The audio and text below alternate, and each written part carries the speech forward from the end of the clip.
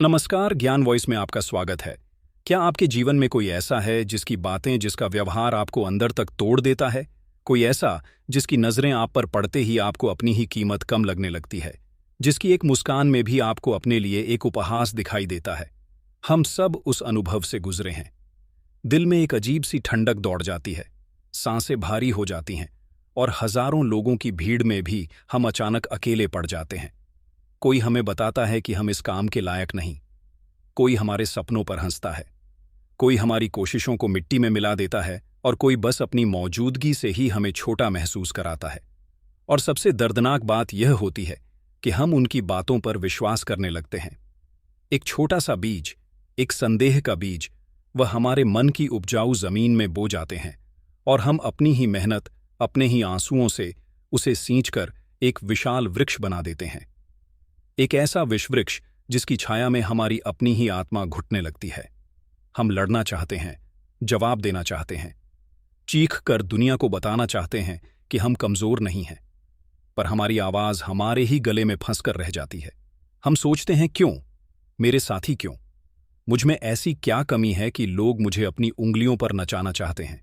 अगर आप इन सवालों के जवाब ढूंढ रहे हैं, अगर आप उस अदृश्य बंधन से आजाद होना चाहते हैं जो किसी और के शब्दों ने आपके पैरों में डाल दिया है, तो आज इस यात्रा में मेरे साथ अंत तक बने रहिएगा, क्योंकि आज हम कोई सतही उपाय या किताबी बातें नहीं करेंगे। आज हम उस रहस्य की गहराइयों में उतरेंगे जो हमारे प्राचीन सनातन धर्म की धरोहर है।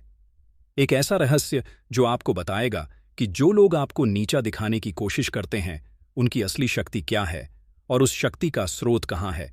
और मैं आपको विश्वास दिलाता हूं कि जब आप उस स्रोत तक पहुंचेंगे तो आप चौंक जाएंगे, क्योंकि वह स्रोत वहां नहीं है जहां आप सोच रहे हैं। वह स्रोत कहीं और है, बहुत करीब, शायद आपके ही भीतर।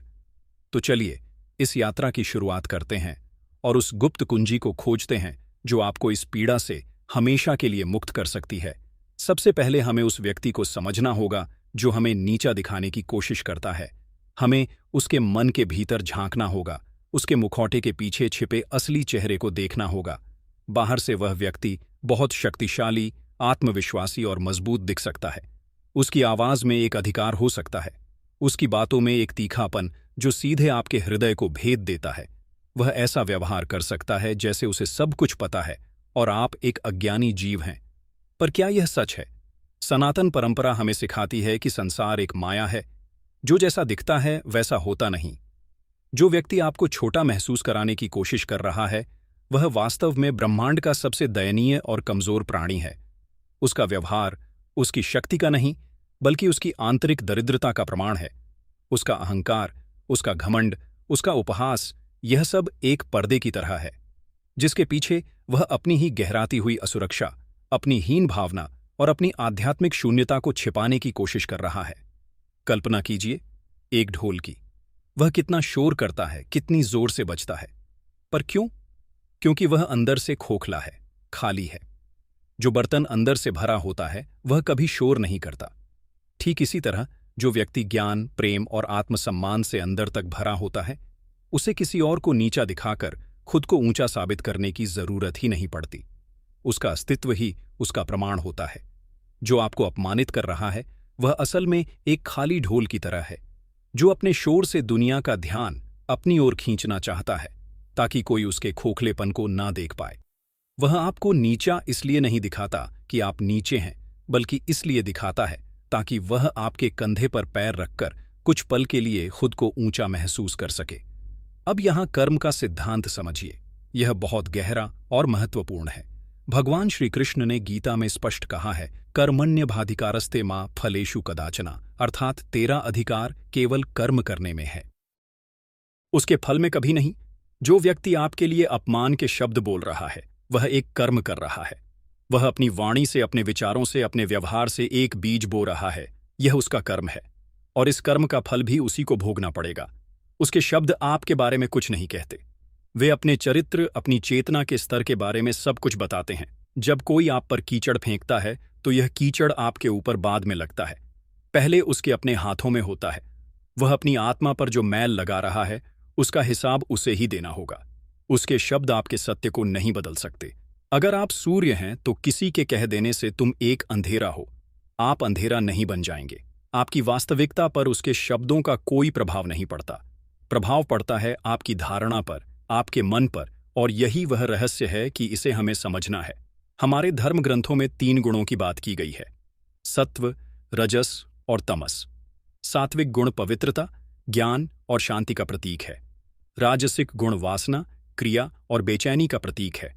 और तामसिक गुण अज्ञान, अंधकार और जड़ता का प्रतीक है। जो व्यक्ति दूसरों को पीड़ा देकर सुख का अनुभव करता है, वह गहरे तामसिक और राजसिक गुणों के प्रभाव में होता है। वह अज्ञान के अंधकार में जी रहा है। उसे यह बोध ही नहीं है कि दूसरों के लिए जो कांटे वह बो रहा है, उस पर चलना अंततः उसी को पड़ेगा। वह अपनी ही ईर्ष्या, घृणा और असुरक्षा की आग में जल रहा है, और उस आग की कुछ लपटें आप तक पहुंच रही हैं। तो जब अगली बार कोई आपका अपमान करे तो क्रोधित होने या दुखी होने के बजाय एक पल रुककर उस व्यक्ति की ओर देखिए। उसके मुखौटे के पीछे झांकने की कोशिश कीजिए। आपको एक डरा हुआ, असुरक्षित और पीड़ा में तड़पता हुआ इंसान दिखाई देगा। एक ऐसा इंसान जो अपने ही बनाए हुए नर्क में जी रहा है। और जब आप यह देख पाएंगे तो आपका क्रोध करुणा में बदलने लगेगा। आप उस पर दया करने लगेंगे, और जिस क्षण आपके मन में उसके लिए घृणा की जगह करुणा आ जाएगी, उसी क्षण आप उससे ज्यादा शक्तिशाली बन जाएंगे। लेकिन यहां एक बहुत गहरा और असहज करने वाला प्रश्न उठता है। एक ऐसा प्रश्न जो शायद आपको विचलित कर दे। अगर वह व्यक्ति इतना कमजोर है, इतना डरा हुआ है, तो फिर उसकी बातों में इतनी शक्ति कहां से आती है कि वह आपको हिलाकर रख देती है? हजारों की भीड़ में वह आपको ही क्यों चुनता है? उसके शब्द किसी और पर असर क्यों नहीं करते, सिर्फ आप पर ही क्यों करते हैं? इसका उत्तर बाहर नहीं है। इसका उत्तर आपके भीतर है, और यह यात्रा का सबसे कठिन और सबसे जरूरी पड़ाव है। वह व्यक्ति एक तीरंदाज की तरह है। वह तीर चलाता है, लेकिन तीर केवल वहीं लगता है जहां लगने की जगह होती है। अगर आपके सामने एक लोहे की दीवार हो तो तीर उससे टकराकर गिर जाएगा। लेकिन अगर दीवार में कोई दरार है, कोई कमजोर हिस्सा है, तो तीर सीधा उस दरार के अंदर घुस जाएगा। जो लोग आपको नीचा दिखाते हैं, वे आपके जीवन में अकारण नहीं आते। वे एक दर्पण की तरह होते हैं। एक ऐसा दर्पण जो आपको आपका वह हिस्सा दिखाता है जिसे आप खुद देखना नहीं चाहते। वे आपकी उन कमियों, उन असुरक्षाओं, उन दबे हुए डरों पर उंगली रखते हैं जिन पर आप खुद मन ही मन विश्वास करते हैं। जरा सोचिए, जब कोई कहता है कि तुम यह काम नहीं कर सकते, तो आपको इतना दर्द क्यों होता है? इसलिए क्योंकि आपके भीतर कहीं ना कहीं एक आवाज है जो खुद भी यही मानती है। जब कोई आपके रूप रंग पर टिप्पणी करता है तो आपको अपमान महसूस क्यों होता है? क्योंकि आप खुद भी अपने रूप रंग को लेकर पूरी तरह से आश्वस्त नहीं हैं। जब कोई आपकी काबिलियत पर सवाल उठाता है तो आपका आत्मविश्वास क्यों डगमगा जाता है? क्योंकि आपने अपनी काबिलियत की चाबी अपने हाथ में नहीं, दूसरों की राय में रखी हुई है। वह व्यक्ति केवल उस घाव को कुरेदता है जो पहले से मौजूद है। अगर घाव हो ही ना तो कुरेदने पर दर्द कैसा? वह केवल उस आग में घी डालता है जो आपके अंदर पहले से सुलग रही है। वह आपकी अपनी ही आत्मशंका का प्रतिबिंब है। यह सुनना बहुत कठिन है, पर यही परम सत्य है। संसार में कोई भी पीड़ा को स्वीकार करने की अनुमति ना दें। अब प्रश्न उठता है कि यह अनुमति कौन देता है? यह दर्द महसूस कौन करता है? क्या आप, आपकी आत्मा यह दर्द महसूस करती है? नहीं, सनातन ज्ञान हमें बताता है कि आत्मा यानी हमारा सच्चा स्वरूप, हमारा आत्मन, वह अजर, अमर, अविनाशी है। जैसा गीता में कहा गया है, नैनम छिंदति शस्त्राण नैनम दहति पावका न चम क्लेदयंतपो न शोषयति मारुता। अर्थात इस आत्मा को ना शस्त्र काट सकते हैं, ना आग जला सकती है, न पानी गीला कर सकता है, और न हवा सुखा सकती है। तो फिर यह जो अपमानित महसूस करता है, जो दुखी होता है, जो क्रोध से भर जाता है, वह कौन है? वह है आपका अहंकार, आपका मिथ्या मैं। वह मैं जो आपने अपनी डिग्रियों से, अपनी नौकरी से, अपने पद से, अपने रूप से, अपने रिश्तों से बनाया है। मैं एक बड़ा अधिकारी हूं, मैं बहुत सुंदर हूं, मैं एक अच्छा पिता हूं, मैं बहुत ज्ञानी हूं। ये सब अहंकार के रूप हैं। और जब कोई इस झूठी पहचान पर हमला करता है तो अहंकार को पीड़ा होती है, आत्मा को नहीं। आत्मा तो एक शांत दृष्टा की तरह इस पूरे खेल को देख रही है। तो जो व्यक्ति आपको नीचा दिखा रहा है, वह अनजाने में आपकी बहुत बड़ी मदद कर रहा है। वह आपको यह बता रहा है कि आप अपनी आत्मा से दूर होकर अपने अहंकार के साथ बहुत ज्यादा जुड़ गए हैं। वह आपको एक अवसर दे रहा है कि आप अपनी इस झूठी पहचान को तोड़कर अपने सच्चे स्वरूप, अपनी आत्मा के करीब आए। हर अपमान एक हथौड़े की तरह है जो आपके अहंकार के किले पर चोट करता है, ताकि उसके टूटने पर अंदर बैठी हुई आत्मा आजाद हो सके। यह लोग आपकी ऊर्जा में मौजूद दरारों को पहचान लेते हैं। जब आप आत्मसंदेह में, भय में या अपराध बोध की स्थिति में होते हैं, तो आपकी ऊर्जा का स्तर निम्न होता है। आपकी आभा, आपका ऊर्जा क्षेत्र कमजोर पड़ जाता है और वे शिकारी की तरह इसी कमजोर ऊर्जा को भांप लेते हैं और वहीं हमला करते हैं। वे एक तरह के आध्यात्मिक परजीवी हैं जो आपकी ऊर्जा से पलते हैं। जब आप दुखी होते हैं, क्रोधित होते हैं, तो आप अपनी बहुमूल्य जीवन ऊर्जा उन्हें सौंप देते हैं और वे इसी से पोषित होते हैं। तो समस्या वह व्यक्ति नहीं है, समस्या है आपकी ऊर्जा का स्तर, आपकी चेतना की स्थिति और आपका अपने अहंकार के साथ गहरा लगाव। जिस दिन आप यह समझ जाएंगे, उस दिन आप लड़ाई का मैदान ही बदल देंगे। आप उनसे बाहर लड़ने के बजाय अपने भीतर काम करना शुरू कर देंगे। तो अब हम उस पड़ाव पर आ गए हैं जहां हमें उस अजयता के मार्ग को खोजना है। वह मार्ग जो हमें हर अपमान, हर आलोचना से परे ले जाएगा। यह मार्ग बाहर की दुनिया में नहीं, हमारी चेतना की गलियों में है।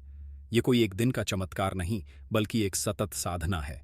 इसका पहला और सबसे शक्तिशाली चरण है साक्षी भाव। साक्षी भाव का अर्थ है दृष्टा बन जाना, अपने ही जीवन के नाटक को एक दर्शक की तरह देखना। जब कोई आपका अपमान करता है तो तत्काल प्रतिक्रिया देने के बजाय एक पल के लिए रुकें। अपने अंदर उठने वाली भावनाओं को देखें कि कैसे क्रोध की एक लहर उठ रही है, कैसे हृदय की धड़कन तेज हो रही है, कैसे चेहरे पर गर्मी आ रही है, कैसे मन में तीखे जवाब कौंध रहे हैं। बस देखें, इन भावनाओं के साथ बहे नहीं, इनसे अपनी पहचान न जोड़ें। खुद को बताएं, मैं यह क्रोध नहीं हूं, मैं इस क्रोध को देखने वाला हूं। मैं यह दुख नहीं हूं, मैं इस दुख को अनुभव करने वाला हूं। यह ठीक वैसा ही है जैसे आप आकाश में बादलों को आते जाते देखते हैं। आप आकाश हैं और यह भावनाएं बादल हैं। बादल आते हैं, गरजते हैं, बरसते हैं और चले जाते हैं, पर आकाश वहीं रहता है, शांत, अछूता, विशाल। जब आप साक्षी भाव का अभ्यास करने लगते हैं तो आप उस व्यक्ति और अपनी भावनाओं के बीच एक दूरी बना लेते हैं। अब उसके शब्द सीधे आपके हृदय पर नहीं लगते, वे पहले आपके साक्षी भाव की ढाल से टकराते हैं। आप देख पाते हैं कि यह शब्द भीतर की एक रासायनिक प्रक्रिया मात्र है। इस अवलोकन से ही उन भावनाओं की शक्ति 90% कम हो जाती है। वे आपको नियंत्रित करने के बजाय आपके नियंत्रण में आ जाती हैं। यह दमन नहीं है, यह रूपांतरण है। आप भावनाओं को दबा नहीं रहे हैं, आप उनसे ऊपर उठ रहे हैं। यह अभ्यास शुरू में कठिन लगेगा, मन बार बार प्रतिक्रिया देने के लिए दौड़ेगा, लेकिन जैसे जैसे आप अभ्यास करते जाएंगे, यह आपका स्वभाव बनता जाएगा। आप पाएंगे कि जिन बातों पर आप पहले हफ्तों दुखी रहते थे, अब वे आपको कुछ मिनटों से ज्यादा परेशान नहीं कर पाती। आप उस तूफान में खड़े शांत व्यक्ति बन जाएंगे जिसके चारों ओर हवाएं चल रही हैं, पर उसका केंद्र स्थिर है। दूसरा चरण है आत्म अन्वेषण। यह साक्षी भाव से भी एक कदम आगे है। जब आप अपनी भावनाओं को देख पाते हैं तो अब उनसे प्रश्न पूछें, अपने भीतर उतरें। अगर किसी ने आपको अयोग्य कहा और आपको दर्द हुआ, तो अपने आप से पूछें कि मेरे भीतर का कौन सा हिस्सा है जो इस बात से सहमत है। मैंने कब और कहां यह मान लिया कि मैं अयोग्य हूं? यह विश्वास मेरे अंदर कहां से आया? अब आपने उस अपमान को एक हथियार से एक औजार में बदल दिया है। अब वह आपको चोट पहुंचाने का साधन नहीं, बल्कि आत्म खोज का एक यंत्र बन गया है। वह व्यक्ति जो आपको नीचा दिखाना चाहता था, वह अनजाने में आपका गुरु बन गया है। वह आपको आपके उन गहरे घावों तक ले जा रहा है जिन्हें उपचार की सख्त जरूरत है। जब आप इस तरह से आत्मान्वेषण करते हैं तो आप अपनी जड़ों तक पहुंचते हैं। हो सकता है आपको याद आए कि बचपन में किसी शिक्षक ने आपको अयोग्य कहा था और आपने उस बात को सच मान लिया था, या शायद आपके माता पिता ने कभी आपकी तुलना किसी और से की थी और वह तुलना आपके अवचेतन मन में घर कर गई थी। जब आप उस मूल घटना तक पहुंच जाते हैं तो आप उस विश्वास को चुनौती दे सकते हैं। आप अपने वयस्क विवेक से देख सकते हैं कि वह किसी और की राय थी, वह परम सत्य नहीं था। इस बोध के साथ ही वह पुराना घाव भरने लगता है। हर अपमान एक अवसर है अपने भीतर के एक और अंधेरे कोने में ज्ञान का दीपक जलाने का। जो लोग आपको नीचा दिखाते हैं वह असर में आपको उन जंजीरों का पता बताते हैं जिनसे आप अनजाने में बंधे हुए हैं, और एक बार जब आपको जंजीर का पता चल जाए तो उसे तोड़ना संभव हो जाता है। तीसरा और अत्यंत महत्वपूर्ण चरण है स्वधर्म का पालन। स्वधर्म का अर्थ है आपका अपना स्वाभाविक कर्तव्य, आपका सच्चा उद्देश्य, वह काम जिसे करने के लिए आपका जन्म हुआ है। भगवान कृष्ण ने गीता में कहा है कि दूसरे के धर्म का अच्छे से पालन करने से कहीं ज्यादा श्रेष्ठ है अपने धर्म का पालन करना, भले ही उसमें कुछ त्रुटियां हों। जब आप अपने स्वधर्म में स्थित होते हैं, जब आप उस काम में पूरी तरह से डूब जाते हैं जो आपकी आत्मा को आनंद देता है, तो आपके पास दूसरों की राय के लिए समय और ऊर्जा ही नहीं बचती। आपका पूरा ध्यान सृजन पर होता है, प्रतिक्रिया पर नहीं। कल्पना कीजिए एक महान मूर्तिकार की जो एक पत्थर से एक अद्भुत मूर्ति गढ़ रहा है। उसका पूरा ध्यान, उसकी पूरी चेतना, उसकी छेनी और हथौड़ी की हर चोट में समाई हुई है। अब अगर कोई राहगीर आकर कहे कि यह तुम क्या कर रहे हो, यह तो पत्थर का एक बदसूरत टुकड़ा है, तो क्या मूर्तिकार अपना काम छोड़कर उससे बहस करने लगेगा? नहीं, वह मुस्कुराएगा और अपने काम में लगा रहेगा, क्योंकि उसे पता है कि वह क्या बना रहा है। उसे अपनी दृष्टि पर, अपनी कला पर विश्वास है। वह जानता है कि जब यह मूर्ति पूरी होगी तो वह खुद ही हर सवाल का जवाब दे देगी। आपका जीवन भी वैसा ही है। आप अपनी आत्मा के मूर्तिकार हैं। अपने स्वधर्म को पहचानिए। वह क्या काम है जो आपको जीवंत महसूस कराता है, जिसे करते हुए आप समय और स्थान भूल जाते हैं? उसे खोजिए और उसमें अपनी पूरी ऊर्जा लगा दीजिए। जब आप अपने उद्देश्य के प्रति समर्पित हो जाते हैं तो दूसरों की आलोचना सड़क के किनारे भौंकने वाले कुत्तों की तरह रखती है, जो हाथी को देखकर भौंकते तो हैं पर उसका रास्ता नहीं रोक सकते। आपकी मंजिल इतनी बड़ी और महत्वपूर्ण हो जाती है कि रास्ते के छोटे मोटे कंकर पत्थर आपको दिखाई ही नहीं देते। जिस व्यक्ति के पास कोई बड़ा लक्ष्य नहीं वही होता, दूसरों की बातों में जिसका उलझकर जीवन रह जाता है। उद्देश्यहीन होता अपने लिए एक इतना ऊंचा लक्ष्य बनाइए कि आपको दूसरों की बातों को सुनने के लिए नीचे देखना पड़े और आपके पास इतना समय ही ना हो। और अब हम पहुंचते हैं अंतिम और सर्वोच्च चरण पर। यह वह अवस्था है जहां आप केवल मुक्त ही नहीं होते, बल्कि आप उस स्थिति को भी पार कर जाते हैं। यह अवस्था है करुणा की। यह सुनना शायद आपको अजीब लगे। जिस व्यक्ति ने आपको इतना दर्द दिया, उसके प्रति करुणा। जिसने आपका अपमान किया, उसके लिए दया। हाँ, यही परम रहस्य है। यही सनातन धर्म का शिखर है। जब आप साक्षी भाव से यह देख पाते हैं कि भावनाएं आपकी नहीं हैं, जब आप आत्म अन्वेषण से यह जान जाते हैं कि दर्द आपके अहंकार में है, जब आप स्वधर्म से यह समझ जाते हैं कि आपका मार्ग अलग है, तब आप उस व्यक्ति को एक नई दृष्टि से देख पाते हैं। अब वह आपको एक दुष्ट शत्रु नहीं बल्कि एक रोगी दिखाई देता है, एक आध्यात्मिक रूप से बीमार व्यक्ति, एक ऐसा इंसान जो खुद इतनी पीड़ा में है, इतनी घृणा और ईर्ष्या की आग में जल रहा है कि उसकी जलन की तपिश दूसरों तक पहुंच रही है। जो व्यक्ति अंदर से खुश, शांत और प्रेम से भरा होगा, वह कभी किसी का अपमान नहीं कर सकता। अपमान करना, नीचा दिखाना, यह सब एक बीमार मन के लक्षण हैं। उनकी कड़वाहट उस जहर की तरह है जिसे वे खुद पी रहे हैं और उम्मीद कर रहे हैं कि मृत्यु आपकी होगी, पर ऐसा होता नहीं। जहर पीने वाले को ही मारता है। वे अपने कर्मों का जो भयानक बोझ अपने सिर पर ढो रहे हैं, उसकी कल्पना करके आपको उन पर क्रोध नहीं, दया आएगी। आपको उनके लिए करुणा महसूस होगी। यह करुणा आपको कमजोर नहीं, असीम रूप से शक्तिशाली बनाती है, क्योंकि घृणा आपको उस व्यक्ति से एक अदृश्य धागे से बांध देती है। जब आप किसी से घृणा करते हैं तो आप अपनी शांति की चाबी उसे सौंप देते हैं।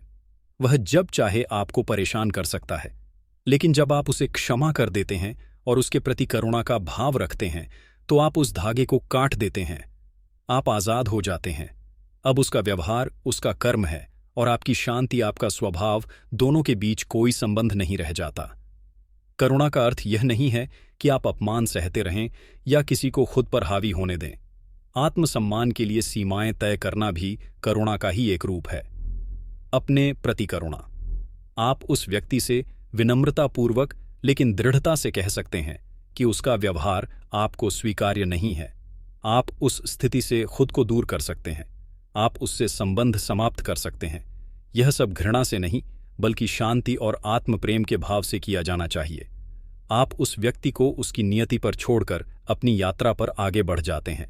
आप उसे शत्रु नहीं, बल्कि जीवन के मार्ग में मिला एक सबक मानकर पीछे छोड़ देते हैं। तो इस पूरी यात्रा का सार क्या है? जो व्यक्ति आपको नीचा दिखाता है वह एक प्रश्न की तरह आपके जीवन में आता है और उस प्रश्न का उत्तर उसके पास नहीं है, वह आपके भीतर छिपा है। वह आपको यह याद दिलाने आता है कि आप अपने सच्चे स्वरूप, अपनी आत्मा से दूर हो गए हैं। वह आपको आपके अहंकार के किले को तोड़ने का अवसर देने आता है। वह आपको आपके उन भीतरी घावों का पता बताने आता है जिन्हें उपचार की जरूरत है।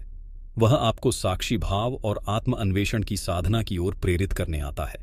वह आपको अपने स्वधर्म, अपने जीवन के सच्चे उद्देश्य को खोजने के लिए उकसाने आता है और अंत में वह आपको करुणा और क्षमा की सर्वोच्च अवस्था तक पहुंचाने का एक माध्यम बनता है।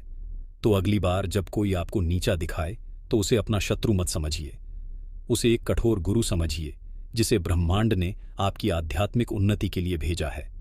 उसकी बातों को दिल पर मत लीजिए, उन्हें अपने काम में लीजिए। उन्हें अपनी चेतना को मथने वाला मंथन बनाइए ताकि उसमें से विष के साथ साथ अमृत भी निकल सके। आपकी कीमत किसी और की राय से तय नहीं होती। आपकी कीमत आप स्वयं हैं। आप उस अनंत अविनाशी परम चेतना का अंश हैं। किसी की फूंक से यह प्रकाश बुझ नहीं सकता। अपनी इस आंतरिक शक्ति को पहचानिए, अपने केंद्र में स्थित हो जाइए। फिर दुनिया की कोई भी ताकत, कोई भी शब्द, कोई भी व्यवहार आपको हिला नहीं पाएगा। आप एक विशाल पर्वत की तरह अडिग हो जाएंगे जिस पर हजारों बादल आते हैं और चले जाते हैं, पर पर्वत अपनी जगह पर शांत और स्थिर खड़ा रहता है अगर यह ज्ञान आपके हृदय तक पहुंचा हो। अगर इन शब्दों ने आपकी चेतना में एक नया द्वार खोला हो तो इस ज्ञान की ज्योति को औरों तक पहुंचाने में हमारी सहायता करें। हमारे चैनल ज्ञान वॉइस को सब्सक्राइब करें, इस वीडियो को लाइक करें और इसे अपने मित्रों और परिवार के साथ साझा करें। क्या पता आपका एक शेयर किसी ऐसे व्यक्ति तक पहुंच जाए जिसे आज इन शब्दों की सबसे ज्यादा जरूरत हो। आपके भीतर स्थित उस परम प्रकाश को मेरा प्रणाम।